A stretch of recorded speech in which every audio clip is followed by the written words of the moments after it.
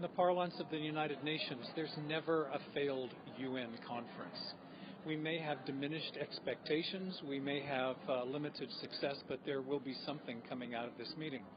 I think what happened several years ago in Copenhagen in the climate change negotiations was a recognition that not all outcomes of negotiations should be negotiated, and that a conference like this can have a non-negotiated outcome.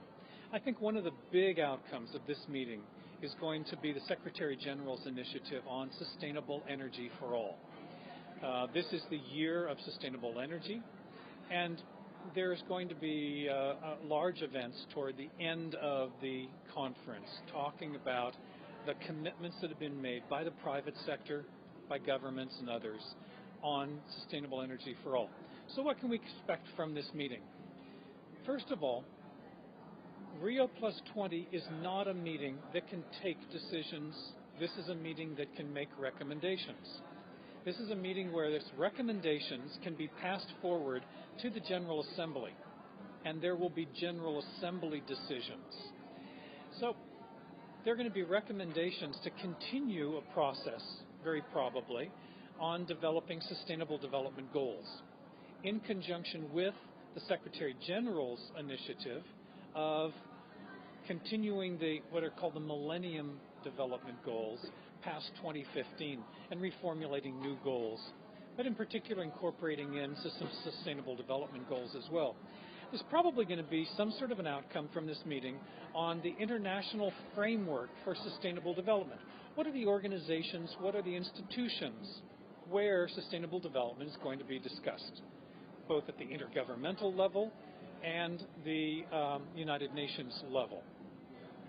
There may be a decision coming out of here about the future role of UNEP and whether UNEP is going to have some elevated stature in the United Nations pantheon of programs, plans, agencies, etc.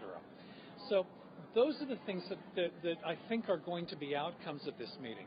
But probably most important is that people are going to be talking about the concept of sustainable development. It's something that permeates the ethos now. It's going to be on the agenda of newscasters and newspaper editors who are going to be talking and writing about sustainable development. So sustainable development's been around for a long time. Every so often it needs a little push, a little oomph, and these conferences get everybody talking. Sustainable development is not something to be negotiated. Sustainable development is something to be implemented. And my fear at a meeting like this is that if there happens to be a, not failure, but a modulated success, that people may walk away going, sustainable development, we don't have to do anything about it. Governments can't even agree. No, sustainable development is something that we do in our communities, something we do in our homes, something we do in our regional groups, in our regional areas.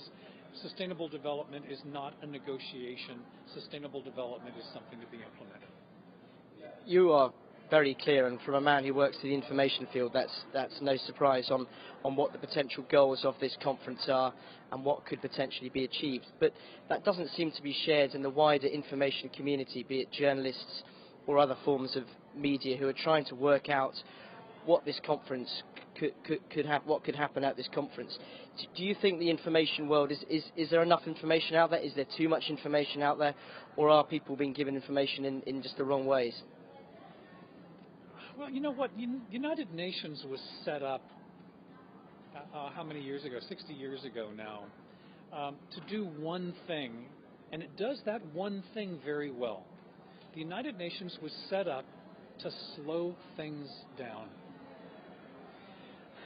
We'd rushed into 2 wars in the last century. They set up the UN to basically slow things down, and now you're asking the UN to speed up. It's going to have some problems there. And one of the ways that the United Nations has trouble speeding up is in its areas of communication, sending messages. The UN for a long time, the Department of Public Information, was involved in controlling the release of information. To ask it now to increase the amount of information that it gets out there is taking a ship, and it takes a long time to turn that ship, particularly in the information age. So the United Nations, at least I think that we're playing a role as a non-governmental organization working together with the United Nations to help the United Nations turn that corner and provide information in ways that people can access, particularly with the launch of our new app.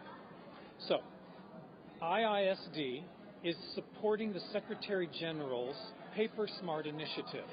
Well, the PaperSmart Initiative does not say paperless, but it does say let's be smart about the use of paper. So across the street at the Rio conference, you won't find a document counter the way that you always used to find a document counter. You won't find tables set out for everyone to put out their large piles of documents. My image, both of Rio 20 years ago and every other environmental conference, was the enormous amount of paper waste. So what we've done for this meeting is to provide a handheld application that's available both on the iPhone, iPad, Apple Store, and also for the Android in the Android, I think it's called the Android Marketplace or the Play Store. Yeah, Google Marketplace, yeah. Google Marketplace, where you can search for ENB, that stands for Earth Negotiations Bulletin Mobile, and you can download our app.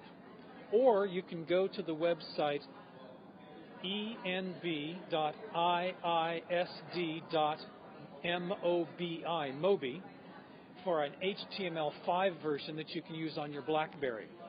So what we're saying is, instead of having to print thousands of copies of the Earth Negotiations Bulletin and other reports, instead of having to print out documents from the United Nations, so we're now providing a platform, because everybody's got them. They're all walking around here with their handheld devices, that you can just take your handheld device, go directly to our app, and read our reports without having to print out the paper. We're also doing something that's really cool on the app, and that is a curated Twitter feed. Everybody's tweeting. This is a conference with tweets.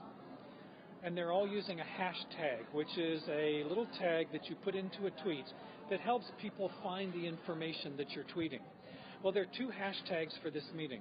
One of them is hashtag, which is the little tic-tac-toe thing, hashtag Rio+20, RIOPLUS 20. The other one is the phrase, the future we want. Well, a lot of people are using those two hashtags, and it's really difficult for people to wade through the hundreds, if not thousands, of tweets.